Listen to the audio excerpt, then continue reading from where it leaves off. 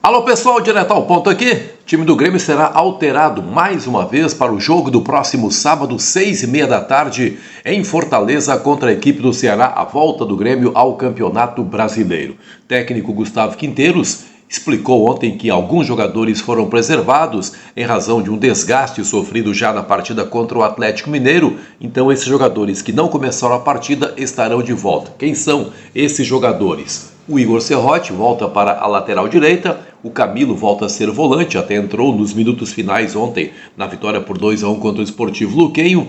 Edenilson estará de volta, parece que a ideia está consolidada, né? A ideia da colocação de 3 volantes, os 2 interiores, Edenilson e Vilhaçante, mais o Camilo postado na frente da área. Enfim, Edenilson volta e também começa a partida o Christian Oliveira, que teve participação decisiva na vitória de ontem à noite pela Copa Sul-Americana. Saem da equipe o João Pedro, de novo uma atuação ruim do João Pedro, esse lado direito aí defensivo do Grêmio é altamente comprometedor. Dodi, o Cristaldo e o Pavon. São as 4 alterações que certamente serão feitas. E a quinta mudança deve ser o Bright White começando o jogo no lugar do Arezzo. Mas o Bright White vai merecer todo o cuidado nas próximas horas por parte da equipe médica do Grêmio, dos preparadores físicos, porque ele sofreu uma batida muito forte. Lembram? Uma jogada na lateral do gramado, ele foi atingido no tornozelo direito, se não estou equivocado, por um jogador paraguaio, sentiu bastante. Ontem estava lá pela Rádio Bandeirantes no Paraguai o repórter Bruno Soares, que relatou que ele saiu mancando. O Bruno fez todo o acompanhamento pós-jogo, jogadores jantando no vestiário antes de irem para o ônibus e do ônibus para o avião, para a viagem de volta, e ele disse que ainda mancava, ainda levemente mancava o centroavante Bright White quando deixava o estádio Defensores del Chaco. O Grêmio tem que ter todos os cuidados porque voltou a ficar clara ontem a importância do Bright White. Não fosse a entrada dele, também de outros jogadores, o Grêmio não teria ganhado o jogo e, pelo contrário, talvez tivesse corrido até o risco de perder, porque foi outra vez uma atuação muito decepcionante em que pese a vitória. Então, bastante alterada a equipe, o que nos passa realmente a ideia de que está tateando aí, em busca da melhor formação, o técnico Gustavo Quinteiros, mas algumas convicções ele tem. Igor Serrote parece realmente ser uma delas, só que o Igor Serrote, ele, até agora, nas vezes em que foi colocado como titular, só atuou por 45 minutos. O Camilo ganha a posição em razão dessa ausência do Cuéllar, é apenas uma questão física, o Cuéllar garante a direção do Grêmio. O Bruno Soares tinha a informação de que ele tinha um problema particular para resolver, já estaria resolvendo ou já estaria resolvido. Quem sabe nas próximas semanas o Cuéllar possa ser uma alternativa, mas o Camilo vai ganhando a posição. Edenilson entrou bem na partida de ontem, teve participação na criação da jogada do gol. Edenilson deu uma nova mecânica para o time, parece que é um titular. E o Christian Oliveira, né? Porque o Pavon de novo voltou a ser uma figura decepcionante nessa equipe do Grêmio. Não há termos de comparação entre Christian Oliveira e Pavon. Um tempinho aqui para que você localize o botão da inscrição. Localizou? Te inscreve aí no canal. Tá inscrito? Muito obrigado. Muito obrigado pelo seu carinho com o canal do Luiz Henrique Benfica. Gemerson, a questão mais discutida pelos torcedores, pelo que voltou a acontecer ontem à noite, e pelo pacote todo que envolve o zagueiro Gemerson, que deixa muito a desejar, né? Agora a gente começa a entender com mais clareza, assim, por que o Atlético Mineiro não fez a mínima questão de mantê-lo por lá quando o Grêmio mostrou interesse. Puxa, eu lembro do começo do Gemerson, era um zagueiraço. Começou no Atlético Mineiro, depois foi para a Europa e começou a ter as dificuldades, mas puxa, aquele Gemerson era um baita de um zagueiro, altamente promissor, muito diferente do Gemerson de hoje, que é um jogador decadente, né, do ponto de vista técnico e até do ponto de vista físico.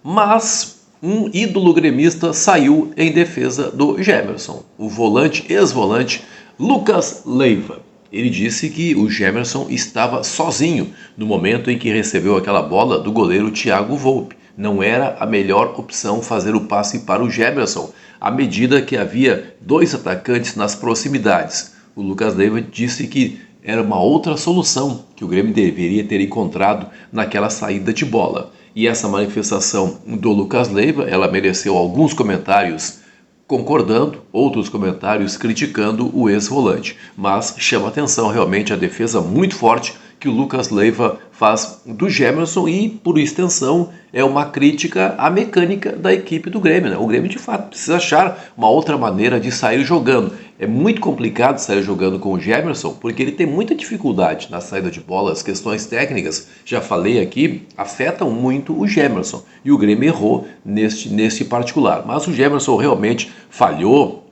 E depois de ceder o lateral, ele sai caminhando de costas, teria que estar um pouco mais atento. O João Pedro já deveria rapidamente ter voltado também. Aí acontece aquela coisa que acontece muito nos jogos, vai acontecer sempre. O Gandula rapidamente dá a bola para o jogador que cobre o lateral. O Santander está lá na frente, não tem mais condições de ser alcançado.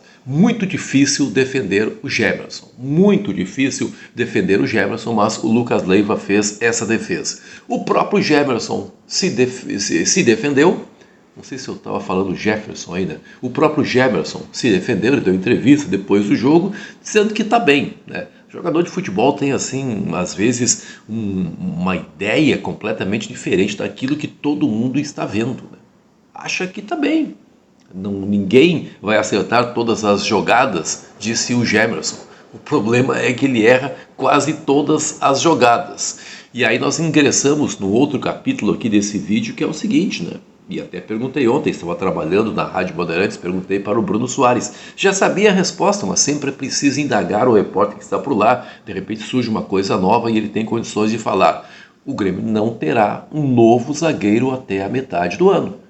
O Grêmio não vai contratar os zagueiros nessa janela que está se encerrando agora, dia 11 de abril. O Grêmio entende que não há uma peça que o satisfaça, que seja melhor do que as peças que ele tem no elenco, e também não tem dinheiro para contratar só na metade do ano. Aí talvez busque o Johan Romanha, embora se diga que há outras alternativas. E como será esse sistema defensivo do Grêmio até a metade do ano? Faltam umas 18 partidas, mais ou menos, aí envolvendo Brasileiro, Copa Sul-Americana, Copa do Brasil. Será o Gemerson o titular até lá? Não, vai ser o Rodrigo Eli. Tá, mas o Rodrigo Eli é confiável? Não é confiável. Ah, mas tem o Gustavo Martins, também andou se atrapalhando um pouco nos grenais aí, decisivos do gauchão. Então é um problemaço que o Grêmio tem no lado direito da sua zaga. E se não há uma peça de reposição, vai caber ao técnico encontrar um sistema de proteção para esses zagueiros, melhorar a proteção na frente da área. Wagner Leonardo, tudo bem, está fazendo a parte dele, mas o lado direito é caótico. É o técnico que vai ter que resolver essa situação, porque as peças são essas e não haverá qualquer tipo de reforço. Grupo do Grêmio fechado com o técnico Quinteiros, isso se percebeu na entrevista coletiva. O Wagner Leonardo, já citado aqui, o jogador que esse sim está tendo aí o reconhecimento do torcedor, diz que a evolução vai acontecer gradualmente. Todo mundo sabe, o Grêmio está passando por um processo de reconstrução. Enfim, uma defesa do treinador, que também, na sua entrevista coletiva, evitou falar em erros, preferiu valorizar mais o resultado. Aquela frase, né, que o Quinteiros agora começa a adotar. É melhor você promover as modificações dentro do time, buscar os progressos dentro do time, se obter as vitórias. Em caso de derrota, a pressão aumenta e fica muito mais difícil para trabalhar. Esse é o Grêmio, extremamente preocupante, um Grêmio ainda inconfiável, mas que vai aí obtendo seus resultados. Como será? Um novo drama defensivo contra o Ceará ou a coisa pode melhorar um pouco? Honestamente, acho difícil, até porque não existe tempo para treinamento. Muito obrigado pelo seu carinho com esse canal. Até a próxima!